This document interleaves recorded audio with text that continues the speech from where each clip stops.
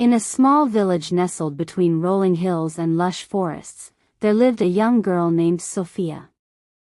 Sophia was a talented artist, known for her vibrant paintings that reflected the beauty of nature. However, Sophia had a habit of comparing herself to others. She would often look at her friend Emma's paintings and feel inadequate, thinking that Emma's work was more perfect and polished. One day, Sophia's art teacher, Mrs. Thompson, asked her students to create a piece that represented their unique perspective on the world. Sophia was excited to start working on her project, but she couldn't shake off the feeling that her work wouldn't be as good as others. She began to compare herself to her classmates, feeling like she didn't measure up.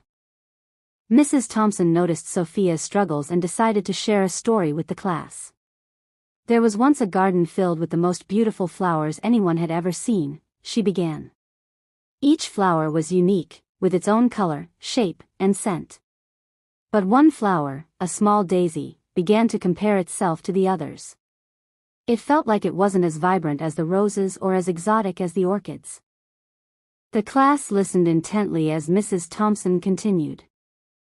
The daisy became so consumed by its own inadequacies that it started to lose its beauty. It stopped growing and began to wither away.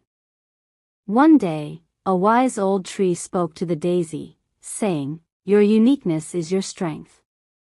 You bring a simplicity and charm to the garden that no other flower can." Mrs. Thompson smiled at her students. Just like the daisy, we often compare ourselves to others and feel like we don't measure up. But the truth is, our uniqueness is what makes us special. Sophia, your paintings may not be exactly like Emma's, but they have a certain quality that is all your own.